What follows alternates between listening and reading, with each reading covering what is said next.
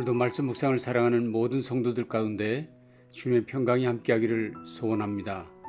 오늘 같이 묵상하실 말씀은 열왕기상 13장 33절 34절 말씀입니다. 제가 봉독하겠습니다. 여로보암이 이 일 후에도 그의 악한 길에서 떠나 돌이키지 아니하고 다시 일반 백성을 산당의 제사장으로 삼되 누구든지 자원하면 그 사람을 산당의 제사장으로 삼았으므로 이 일이 여로보암의 집에 죄가 되어 그 집이 땅 위에서 끊어져 멸망하게 되니라. 아멘.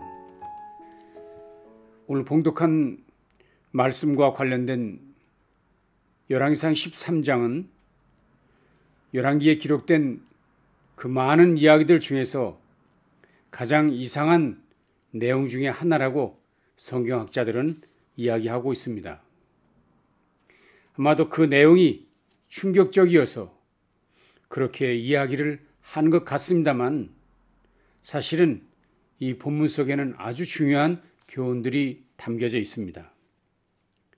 편의상 오늘은 33절과 34절만 읽었습니다만 본문은 13장 전체와 연결된 말씀이고 13장 전체의 결론이라고 이야기할 수 있습니다.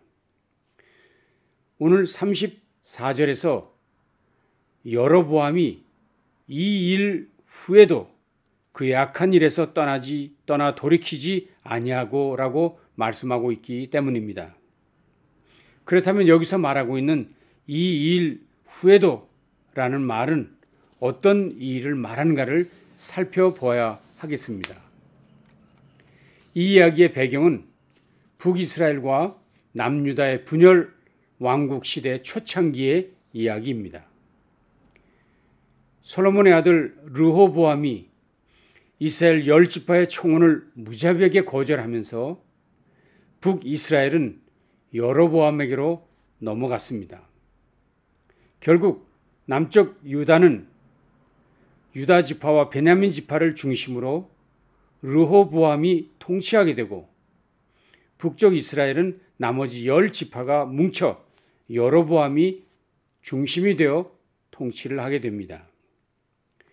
여로보암의 등장은 솔로몬 때 이미 예고된 일이었습니다. 그럼에도 불구하고 하나님께서는 여로보암에게 이렇게 말씀하신 일이 있었습니다.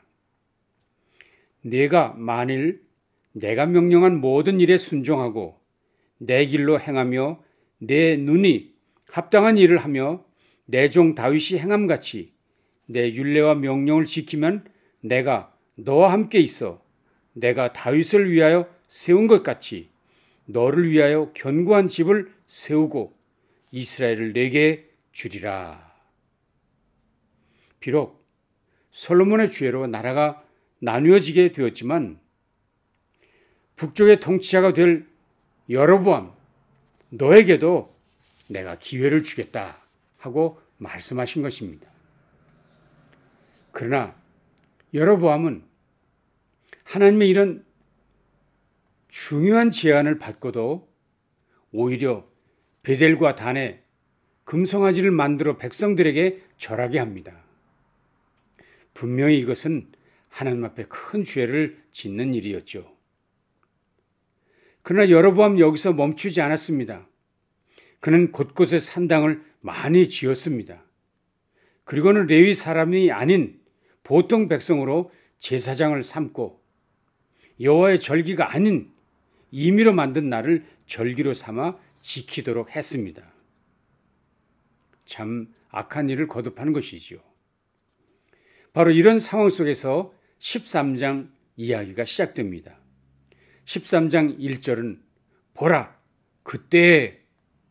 그때라는 단어로 시작됩니다. 보라 그때 하나님의 사람이 여호와의 말씀으로 말미암아 유다에서부터 베델에 이르니 마침 여로보암이 제단 곁에 서서 분향하는지라. 여로보암이 그런 악행을 하고 있을 바로 그때 이름이 밝혀지지 않은 하나님의 사람이 하나님의 부르심을 받고 베델에 있는 여로보암 왕을 찾아갔다는 것입니다. 하나님의 사람은 여로보암을 만나자마자 그의 죄를 꾸짖었습니다. 남유다 왕국의 다윗 자손으로 요시아라는 왕이 훗날 나올 것인데 그가 이 모든 패역하고 타락한 제사장들을 응징할 것이라고 예언합니다. 여기서 그가 언급한 요시아 임금은 유다 왕조의 거의 끝부분에 등장하는 종교개혁을 이룬 큰 임금이지요. 그런데 하나님의 사람은 그의 등장을 예고하면서 모든 패역하고 타락한 제사장들을 응징할 것이라 선언한 것입니다. 그리고 이 예언이 확실하다는 것을 징조로 보여주고자 여로보암의 제단이 갈라지는 것을 보여주고 그리고 그 위에 있던 재가 쏟아지는 일을 보여줍니다. 실제로 이런 일이 벌어지자 여로보암이 소리를 지릅니다. 저자를 잡으라 하며 손을 내밀게 되는데 그때 하나님의 사람을 잡으려고 내민 여로보암의 손이 그만 말라버리게 됩니다. 여로보암이 얼마나 당황했을까요? 그래서 그는 하나님의 사람에게 간청합니다. 여보시오, 당신 하나님께 빨리 은혜를 구하여 이 내 손을 회복시켜 주시오. 청을 들은 하나님의 사람이 하나님께 간구함으로 여로보암의 손이 다시 성하게 되었다고 성경은 말하고 있습니다. 그러자 여로보암은 그 은혜에 감사하자고 하나님의 사람을 집으로 초청합니다. 예물을 주겠다고도 합니다. 그러나 하나님의 사람은 그때 이렇게 말을 하지요. 왕께서 왕의 집 절반을 준다 할지라도 나는 왕과 함께 들어가지도 아니하고 이곳에서는 떡도 먹지 아니하고 물도 마시지 아니하리니 이는 그 여호와의 말씀이 내게 명령하여 이르시기를 떡도 먹지 말며 물도 마시지 말고 왔던 길로 되돌아가지 말라 하셨음이니이다. 하나님의 사람은 왕이 내민 초청의 손을 단호하게 거절한 것입니다. 과연 그 하나님의 사람은 오던 길로 되돌아가지 않았습니다. 이 일은 참으로 놀라운 일이었지요. 그래서 이 일은 많은 백성들에게 금방 소문으로 퍼졌습니다. 이 소식을 그 땅에 있던 한 늙은 선지가 아들들을 통해 전해 들었습니다.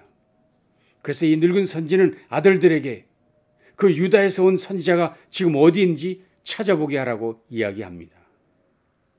드디어 있는 곳을 파악한 늙은 선지자가 마침 상수리 나무 아래서 쉬고 있던 하나님의 사람을 만났습니다.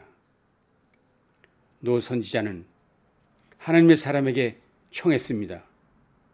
나와 함께 우리 집으로 가서 식사나 같이 하십시다. 집으로 초청한 것입니다. 그러나 역시 하나님의 사람은 여로보암에게 했던 말대로 다시 그에게도 전했습니다. 나는 그대와 함께 돌아가지도 못하겠고 그대와 함께 떡도 물도 마시지 않겠소. 하나님이 그것을 금하셨고 오던 길로 다시 되돌아가지도 않을 것이요.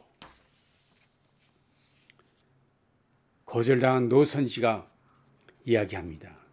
여보시오, 나도 당신과 같은 선지자인데 천사가 나에게 당신을 나의 집으로 데려다가 떡과 물을 마시게 하라고 명령하셨어.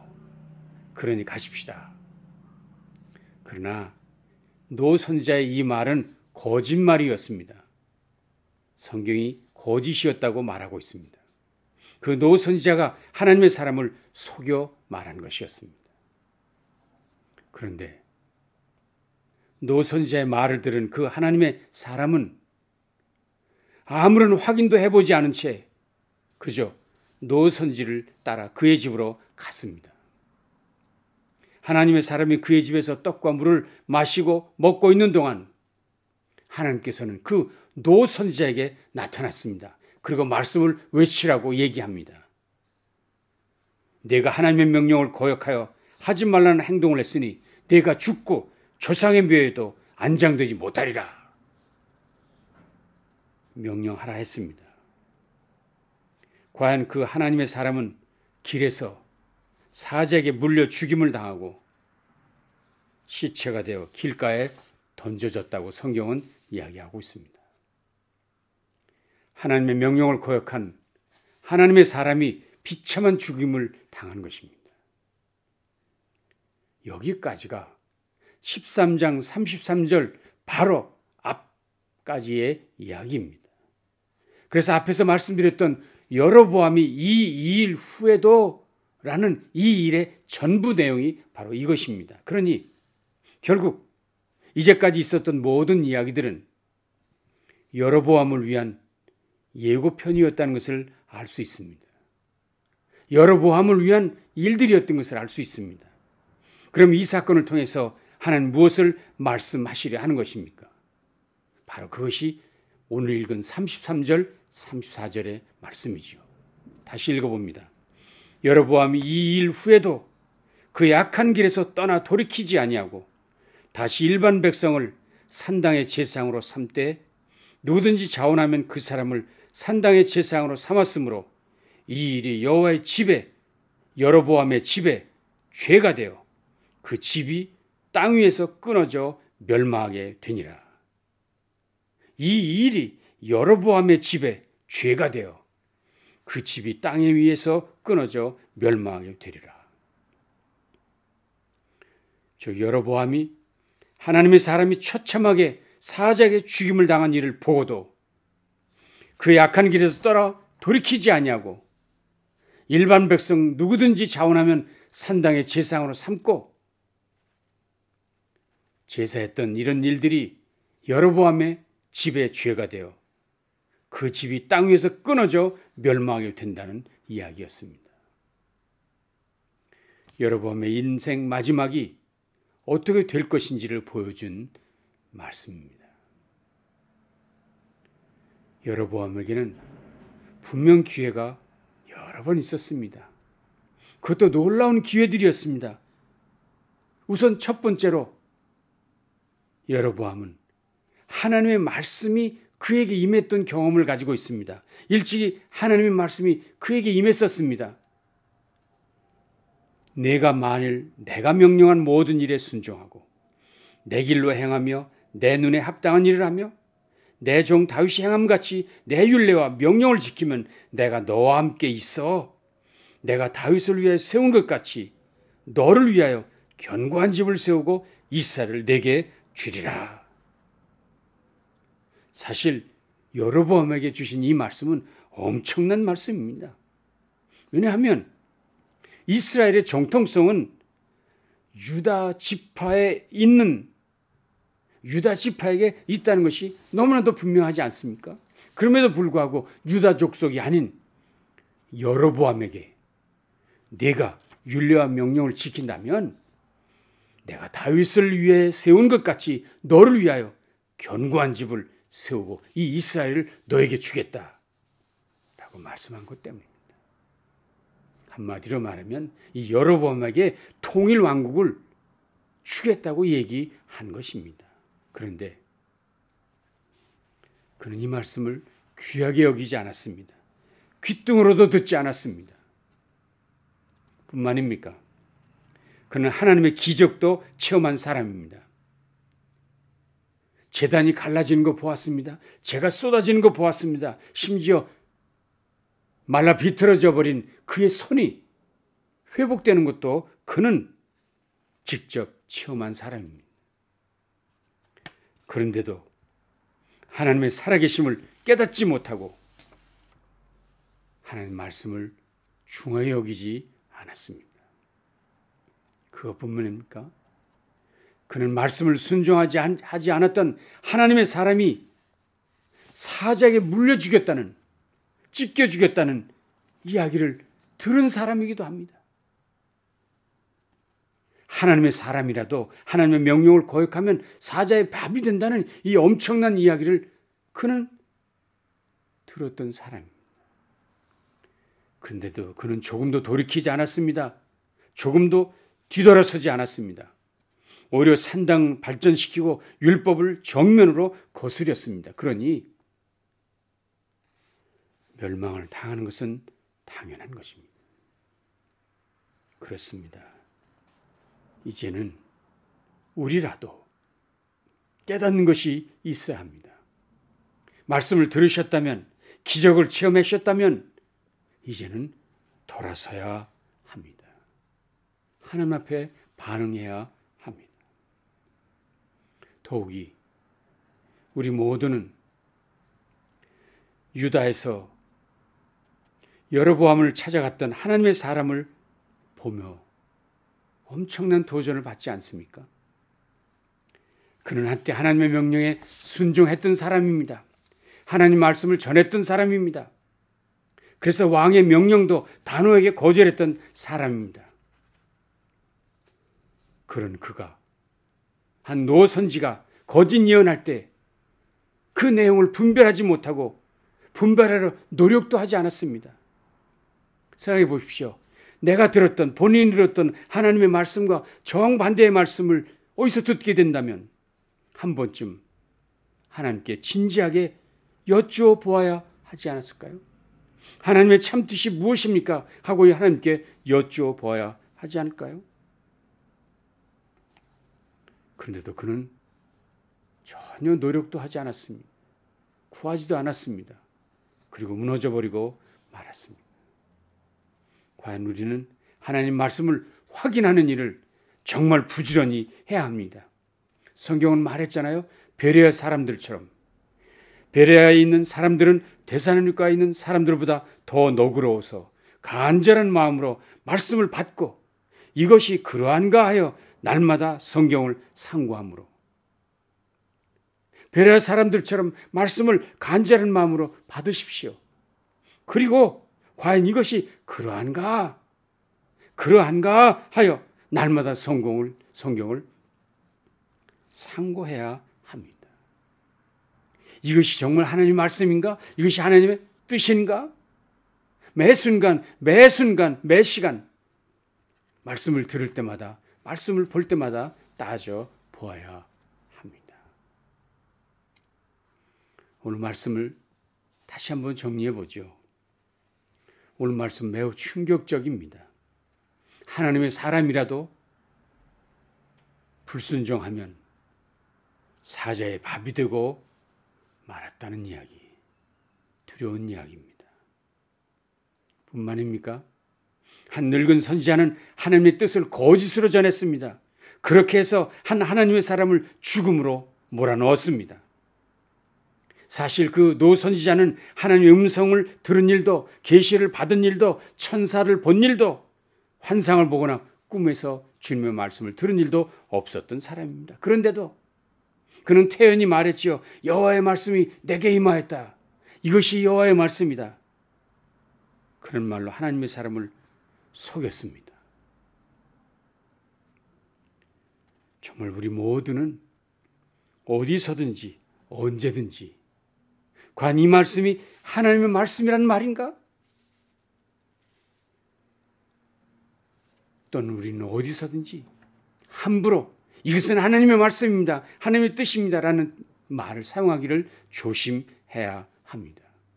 왜냐하면 때로는 내 뜻 가지고 내 생각 가지고 하나님의 뜻이라고 말할 때가 많이 있기 때문입니다.